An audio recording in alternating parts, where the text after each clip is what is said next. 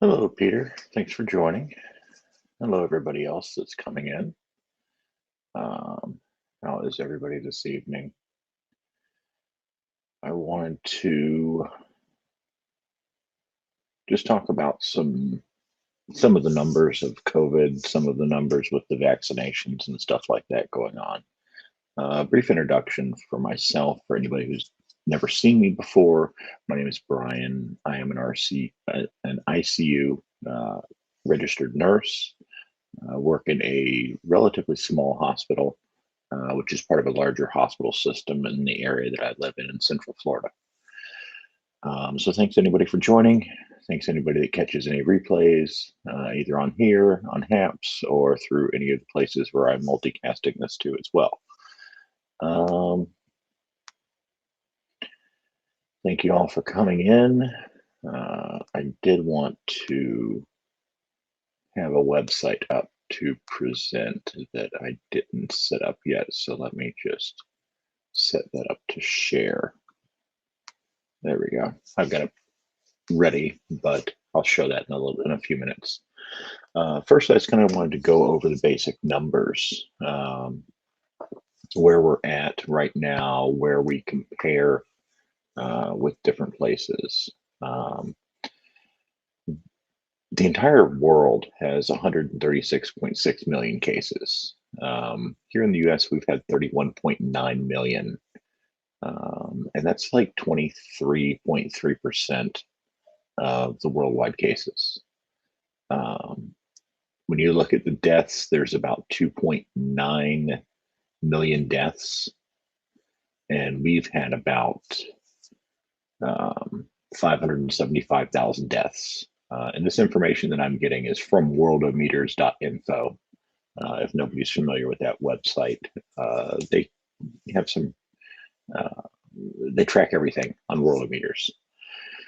But I've been following them for quite a while. I switch back and forth between them and the COVID dashboard that Johns Hopkins uses. Hey, Eleanor, good to see you.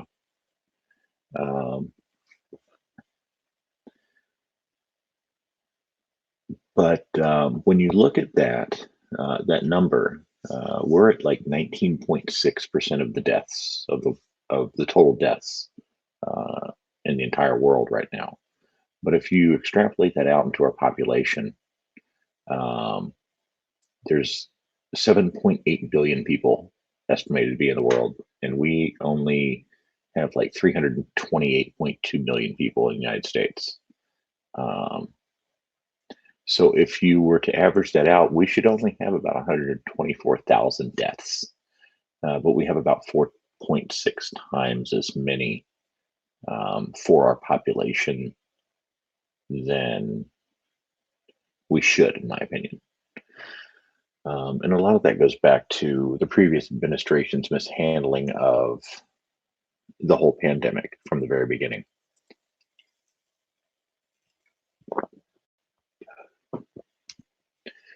So there is some good news on the horizon, though. Preliminary data from yesterday, from the 10th, showed that they hit a new record for doses administered, 4.6 million doses. And if you put that in the 7-day running average, that's about 2.8 million doses per day on a 7-day average. So that's good. But we're steadily seeing that number go up and up, which is what we want to see, until we get to the point where we reach this threshold where we vaccinated as many people as we can, and we are then seeing those numbers go down because there's nobody left to vaccinate. I've been pretty well, Eleanor. I've been fairly busy with work, fairly busy with home and stuff like that, having moved back last part of last year. It's just been a process. And then working, up until recently, I've been working 4 and 5 days a week. So like my only downtime has been spent just doing stuff around the house. So that's kind of where I'm at the moment. But The numbers have seem to be steadily going down at my hospital. We had a dedicated COVID unit outside of the ICU that was for just regular COVID patients that didn't require ICU care. They were running between, and I'm going back probably to December, January, first part of February. They were running anywhere between um, 16 to 24 COVID patients, and they were only a 24-bed unit. So they were running pretty close to being full a lot of times. Um, Whereas now they're only running about 12 at max right now on the COVID unit, which is a good thing. Um, we have seen a dramatic decrease in the number of ICU admissions for COVID as well. We've seen that number go down. We were at um, anywhere between 10 and 12 patients on our um, blended unit, because we're a blended unit. We have 12 ICU beds, 12 progressive care beds, which is kind of like ICU step down. And now we're seeing there's some days where we only have two. We might only have one on each side. But we've been kind of running an average between 3 and 4 the last couple weeks that I've worked. So, I mean, that's good news. And I think a lot of that goes to the fact that people are still wearing masks, people are still socially distancing, but we're also seeing the number of vaccinations go up dramatically. But and this is where I want to share this data real quick. So I'm going to do that. Put this up here, and I'm going to pop myself out for a minute so I can look at this more closely myself as well.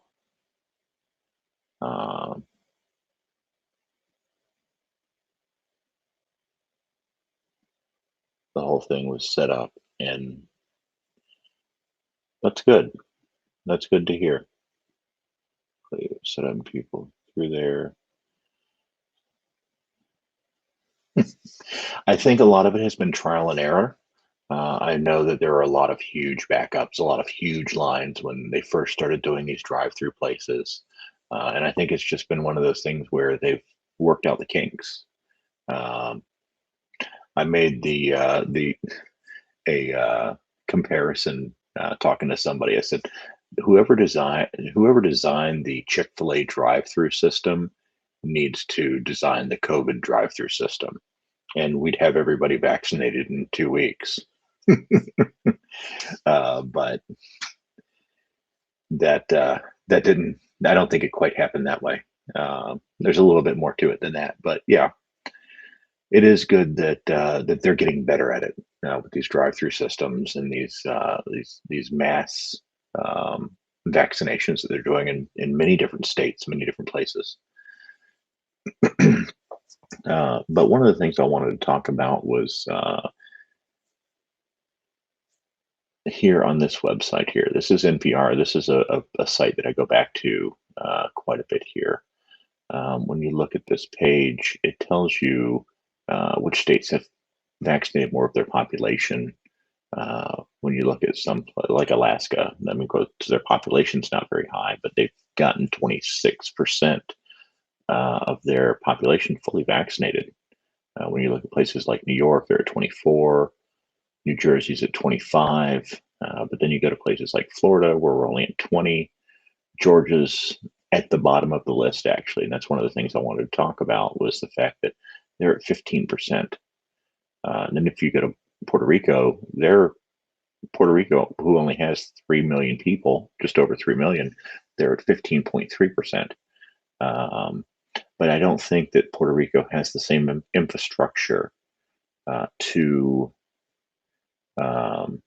vaccinate as many people as we are here in the mainland United States and in the actual states like Alaska, Hawaii, places like that as well. I think that, and that will, and I'll talk about that a little bit later. Um, Not too much later, but one of the things I want to say is Georgia lags behind every state, including Puerto Rico, in percentage of vaccinated, fully vaccinated at this time. Like I said, they're at 15%. Puerto Rico's at 15.3. Comparison by size. If you look at, because I mean, if you compare the size of Puerto Rico versus Georgia, their populations don't quite match up.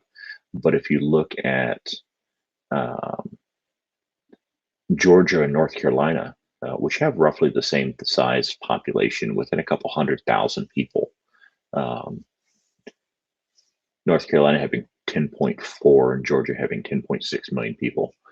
North Carolina is at 20.6% fully vaccinated. So they're doing a lot better than Georgia, and they are roughly the same size state. And as far as land-wise, they're not much smaller than Georgia. I know they don't have as big as cities as Georgia does, like Atlanta and places. And I mean, that's really the only big city in Georgia. They don't have anything to compare to that, but still, I think a lot of that goes back to the leadership in Georgia and Kemp really screwing things up there. Remember, see that at the start. Yeah, I remember that as well too. So if you go to the site, you can, like I was doing, you can actually hover over the different states and see where they're at, which is kind of interesting. And then you can change it over to see at least one dose, and those numbers change dramatically. Where you can see that number when you hover over the states as well, but then it kind of highlights the darker ones where we're doing better with one dose. So that's kind of where that is there. And then I wanted to go down to this. This is where I was talking about the preliminary 4.6 million doses giving just yesterday, and 2.8 million administered per day on a 7-day average. So that just goes back 7 days. Because if you averaged it out all the way back down to here, of course, that's going to drop your average dramatically. So, and this is one of the things that actually really stuck out to me here was this chart. And it's when a majority of people in your state will be fully vaccinated. And you can see where United States, it says 23, August 23rd. We will possibly hit 85%. And this is based on projections from the CDC, data from the CDC. And these numbers aren't set in stone. If we get more doses, if we get more people trained to administer doses, if we get more people out there willing to get vaccinated, those numbers are kind of fluid still. Those dates, but what really hit me was places like Georgia. It shows that they're not going to be at the rate they're going right now. They're going to be December 23rd before they get to a point where they're at 85% vaccinated. Whereas if you kind of look at the majority of the states here through this area, they're all between September, 24th is kind of the last one before you jump out to Louisiana. And then you're kind of going back into the beginning of August. Even before that, July, for some states to even hit this. New York is saying July 25th. Vermont, New Jersey, July 14th. Maine, of course, Maine doesn't have a huge population, but they're talking June 22nd for Maine. And Georgia, like I said, does not have, it's not a California, where if we go in here, we can actually go directly to California and find it. They're showing August 29th, where they might have upwards of even 85% of their population.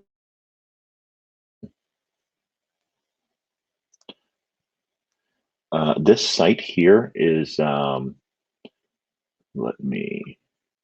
a COVID tracker on NPR. It's, this is the website. Let me see, I will actually copy and paste this into the chat. There we go.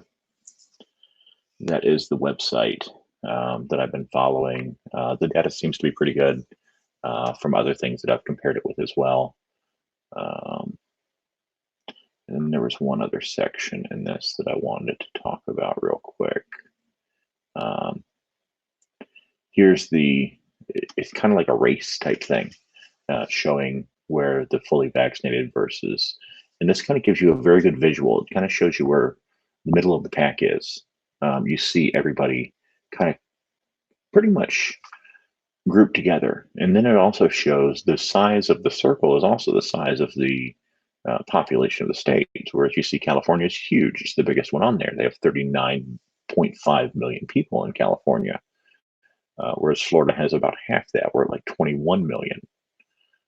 Georgia has 10 million. So New York, I think, is 19 million. So you look at this, and your smaller states are the ones out here that are able to get a higher percentage of their people vaccinated because there's not as many people. When you look at the big group of states here, they're all kind of about the same. Texas is lagging behind a little bit, but then when you start going further, like back here to Georgia, they're just kind of doing a pitiful job at this point. And then you can change this to at least one dose, and it changes the states around a little bit. New Hampshire is way out in the lead, but then again, New Hampshire, their population is what, 1.3 million. So they don't have as many people to vaccinate as like California does.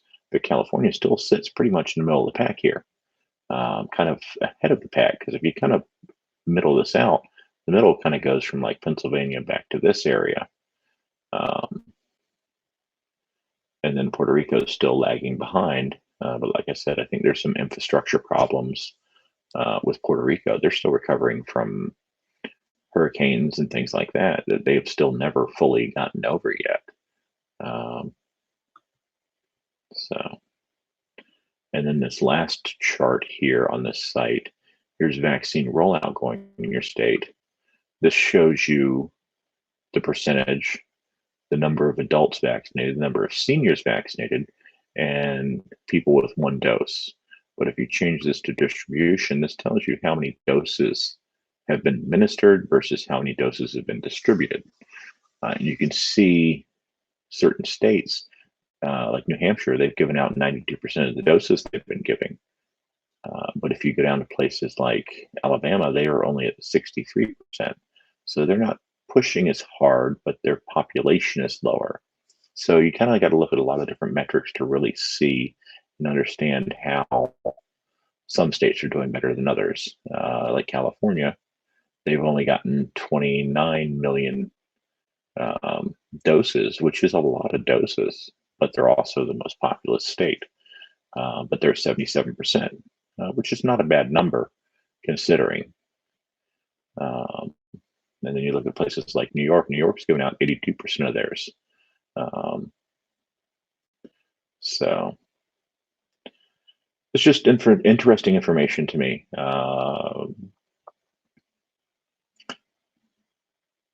Bureau of Prisons, federal agencies, 102%. I'm guessing that's probably employees, not necessarily inmates. Veterans Affairs, Department of Defense, Indian Health Services. I mean, there's a lot of different things in this chart here to look at. But so I'll pop that away for now. Oh, did the link send or no? Oh, no, it did not send. Sorry. I thought I sent it, but it's NPR. I just sent the site there.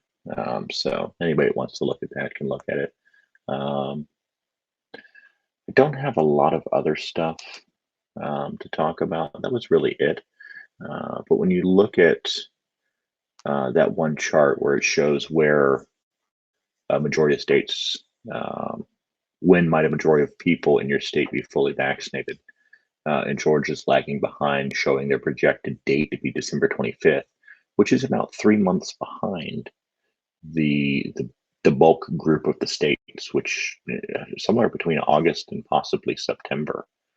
Um, and when you start looking at particular states, Florida, where I live, the date is August 29th. California, same date, August 29th. New York, July 25th. New Jersey, July 14th. And then Puerto Rico is all the way going out to March 1st, they're saying, before they can have the same percentage of people um, vaccinated. So, like I said, I think there's a lot of factors that play into Puerto Rico being able to vaccinate 3.1 million people versus being able to do that here stateside. So, anybody have any particular questions that they want to ask me? Because that's really all the information that I came up with tonight to really talk about. I didn't want to have a very long broadcast. I just kind of wanted to come on here and say hi and give out a little bit of information. So, but I thank everybody for coming in. I appreciate it.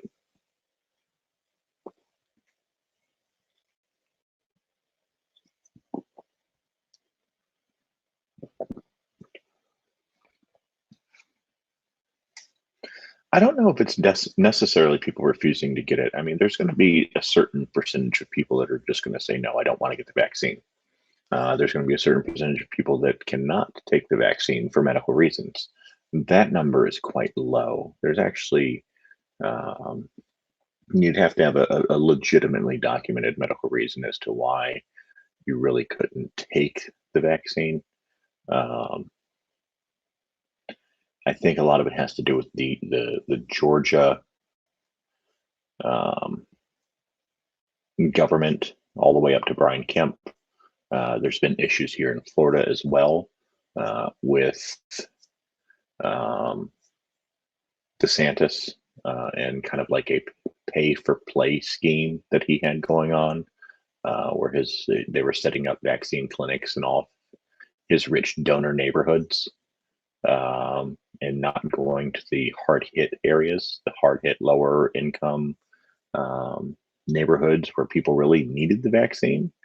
They were setting up these pop up vaccine places, and places that were known to donate to DeSantis, and he caught a lot of flack for that.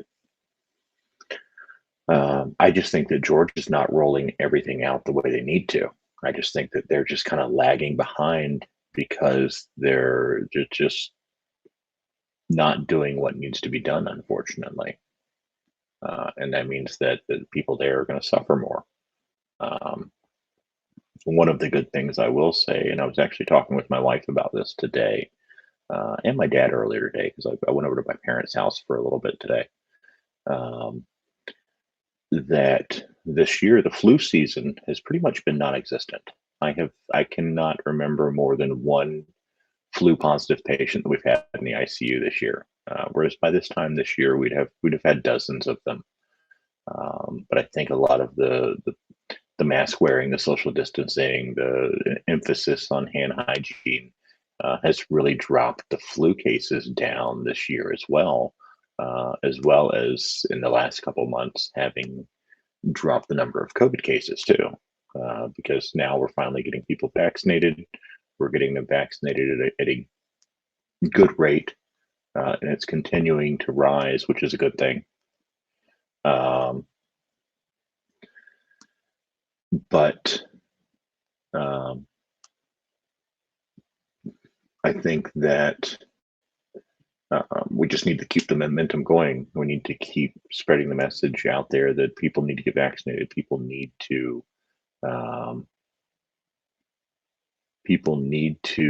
actually tell their friends and family, hey, you should get vaccinated. You need to go out and get vaccinated so that we can put an end to this. And the vaccine is showing to be effective so far against the different variants. And I did have a broadcast the other day about the different variants, and there's a number of them. There's the ones that we keep hearing about: the Brazil variant, the UK variant. There's also a couple California variants. There's the South African variant, and there's four or five others that aren't talked about very much because they're um, not as virulent, not as contagious. Um,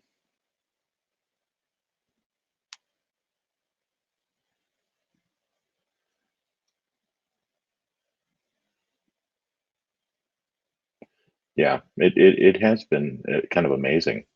The number, the the fewer number of people we've seen with the flu this year, just because of and I attribute a lot of that to mask wearing and hand hygiene, because just about everywhere I go still here, you walk up to a store and it says mask required. The stores have not taken those signs down yet, even though they've been relaxing some of the measures. Individual stores and companies are still at the point where they're like, you know what, we're going to protect our employees. We're going to protect the public that are coming into our stores. A mask is not a huge inconvenience. It really isn't. When I go to work, I wear one for 12 hours straight. Um, Anybody can walk into a store and wear one for 30 minutes till they get back to their car, or an hour, or however long you're going to be in that store. Um, so yeah, I mean, it's one of those things. So I appreciate everybody coming in, listening. Kind of wish I had some more. I really didn't realize that I had so little information to talk about tonight. Um,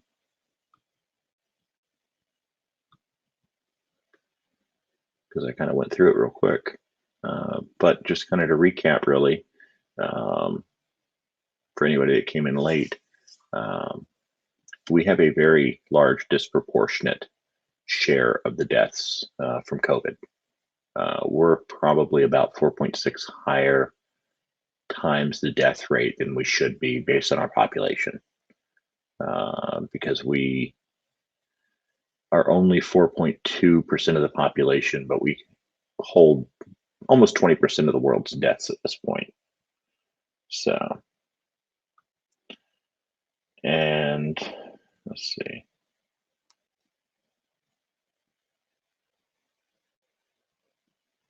Just imagine all the lives we lost we never needed to lose if we had just good leadership. Um, and that's the thing. I don't blame this. I don't. It's not to me. It's not a partisan issue. It's just a lack of leadership in general issue because Trump just sat back and let it happen, and didn't do anything. It's and it's most heartbreaking for the people that have lost loved ones needlessly because of this. Had the people that were coming in been quarantined properly at the very beginning, when we really found out about this, and had they done contact tracing from the very beginning to find out, okay, where'd this person go? Who'd they come in contact with? What times were they there? Those types of things to try and mitigate the spread of this as much as possible. We could be looking at well less than half a number of deaths that we've had. But there was never a national plan because Trump never wanted to take any responsibility for this. Because that's how he's lived his whole life. He's never taken responsibility for anything. Hence his failed businesses and marriages and everything else that he's done in his 6 bankruptcies, or 7. I can't even keep track of them anymore.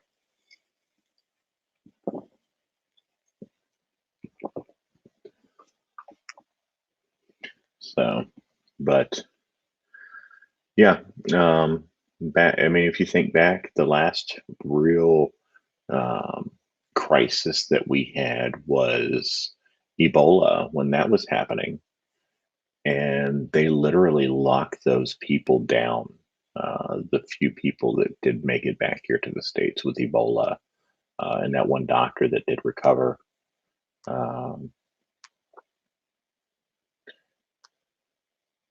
It is crazy to see what a little bit of leadership can do in a response to something, because Ebola is a very contagious, very deadly disease as well.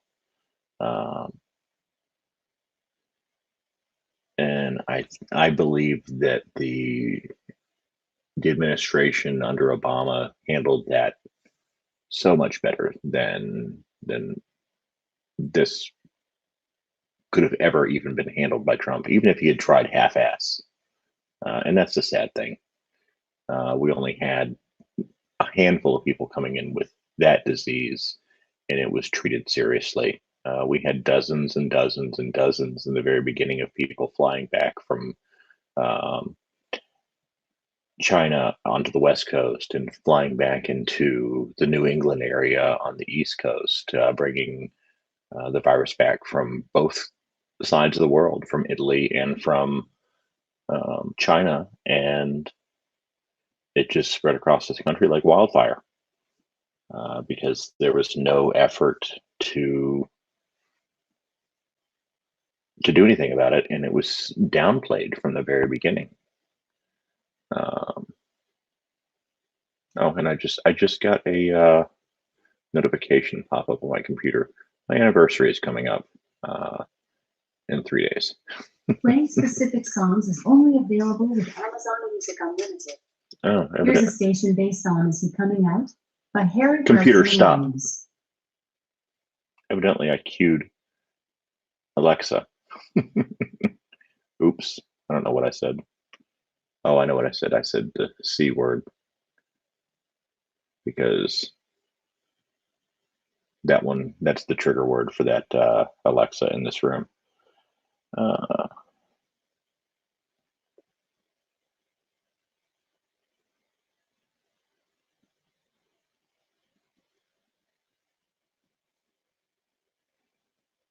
Yeah, there were only it was a handful of cases.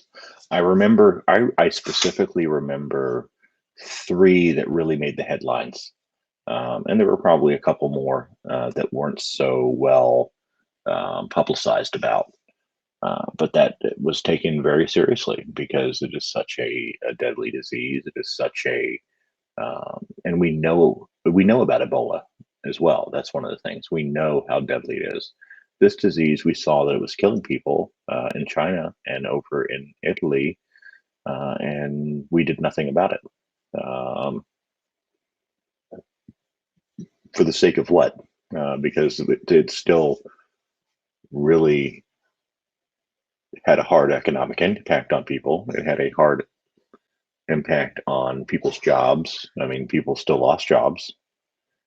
People still are struggling to get by. People have lost loved ones, and I mean, you can get another job. You can't replace your husband, your wife, your mother, your father. Um, it's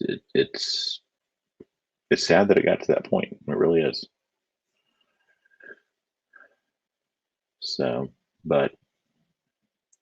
so that's about all I've had to talk about tonight. Like I said, I appreciate everybody coming in. I appreciate any replay viewers that happen to catch this and watch it all the way up to this point. I hope that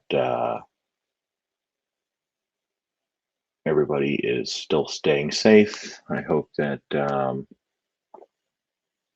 we get through this sooner rather than later. I know I've been saying that for a long time, but I do finally feel like I see a light at the end of the tunnel with this, with the way that vaccinations are going and with the way that caseloads are going down in a majority of places. There are still some hot spots. There are still cases popping up in clusters in different areas of the country, but nothing like what we were seeing over the winter, the hardest part of the winter, and even last summer.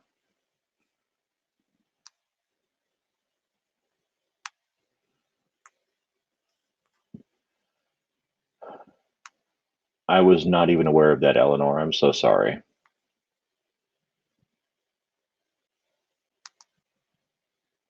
I'm sorry to hear that. That's heartbreaking.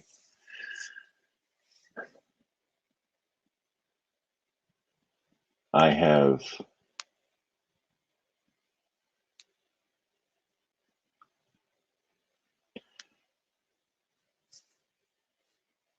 I know a couple I know a few people personally that have lost loved ones. My wife's aunt passed away of COVID. Um, it's been about 2.5 months now, I want to say 2 to 2.5 months. Um, but like the rest of my family, my wife's family have been very serious about um, socially distancing. We have a lot of nurses and my family, my wife's family. Um, so a lot of our family members have been able to get firsthand information from some of us that work in the field, that have seen this, that have seen what it does to people. So I think that's made some of them in my direct family a little bit more um, judicious in canceling all of their plans. The only thing I do know that happened, and this was planned way prior to COVID ever happening. My wife's cousin did get married, um, but they basically had nobody at the wedding. It was the priest, the mother, the parents of the bride and groom, and grandparents that wanted to go. And I don't even think all the grandparents went. And they still spaced everybody out, and that was it. Um, they had a photographer there, but it's weird to look at their wedding pictures online because she posted them online and there's no pictures of like big groups of people. You think of a wedding as a very joyous event. You think of everybody getting together, celebrating the bride and groom. But literally it was, that's not there. That part of it was missing. And I didn't even go. And my wife's cousin who got married, she's a cardiac nurse, actually a pediatric cardiac nurse. So her particular unit, they don't see any COVID patients. Um, she typically deals with kids with congenital heart disease and stuff like that. So other than those issues, those kids don't have any other acute things going on. It's all chronic conditions that doctors are able to fix surgically and things like that. Back on the 28th.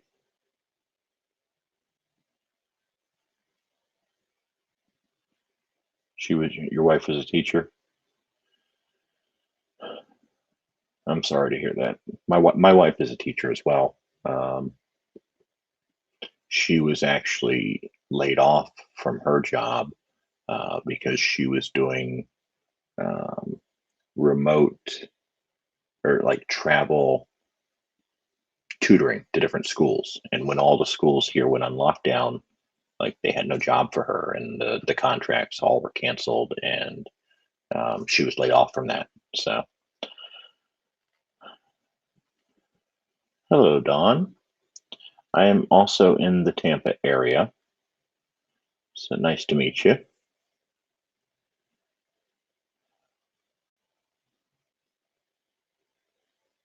But yeah, it's hard to really understand the gravity of the situation for so many people because I mean I do know people that have lost 2 or 3 people in their family, um, and still it still baffles my mind that we still have patients that come in that are positive for COVID that deny that what they have is COVID, that they think that COVID is still hoax, because that was perpetrated by the media, because Trump said it, and Fox News ran with it. Um, it's crazy to me that um, those people are still out there, when we know that there have been over 500,000 deaths just in this country alone. and they still hold on to that lie that COVID is a hoax and they don't have COVID. And I've watched them literally deteriorate in a hospital bed for days and weeks at a time until they die of it as well. And still, family members are still denying it even after the patient's gone, after their loved one has died. They still say, no, it wasn't COVID, it was just regular pneumonia or whatever they're saying.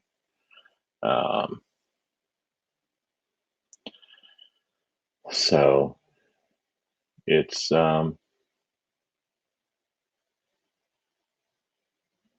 disheartening that those people are still out there, because so many people have been, like yourself and like so many others, have been hit very, very hard by this. They've been devastated by the loss of a loved one that can never be replaced.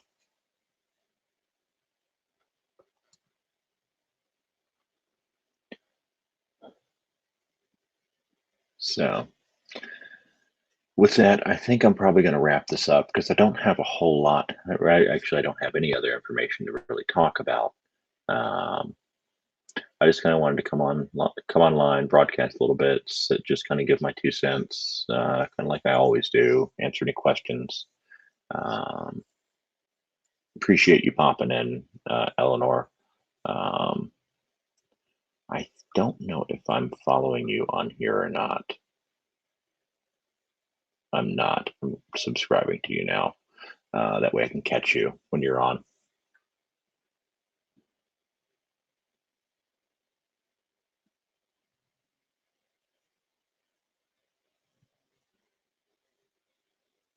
She had made it just 2 more weeks, then she would have had to be there teaching. Where are you at, Eleanor? I don't remember where you are.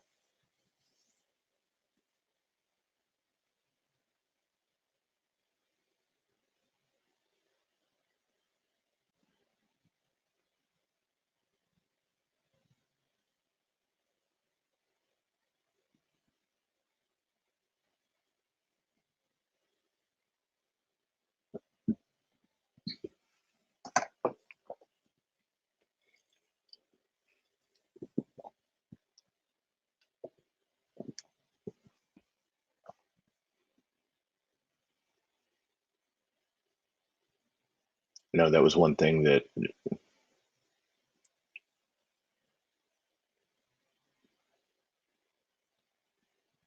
Colorado. Okay.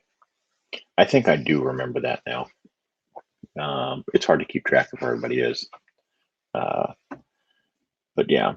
So yeah, everybody, I just want to say, stay safe.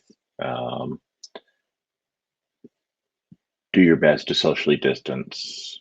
Continue to wear masks. Continue washing your hands. Get vaccinated if you haven't already. Encourage others to get vaccinated as well. That's going to be one of the ways that we're able to get around this, get past this. Once we have a large enough collective immunity as a country, the virus has nowhere else to go, then we can really see this thing start to go away. And I don't think it's ever going to fully go away. I think it's going to be something that's going to stick with us for a while. But if we can get to a point where it's much more manageable, to where we can treat it better, a lot of the drugs that are coming out are showing to work better now. There's some newer drugs that are being tested still. Even in my hospital, we're in a couple of clinical trials for new drugs that are promising right now. That I think that we can get to a point where COVID won't be as big of an issue in the long term as it has been for the past year. So, all right, everybody. I appreciate y'all coming in. Thank you. I hope you all have a good rest of your day, evening, morning, night, noon, whenever it is that you're catching this, wherever you're at. It's getting late for me. It's almost 1 o'clock. So I'm probably going to head off to bed soon. Thank you all for coming in. I appreciate it, and I hope you all have a great rest of your day.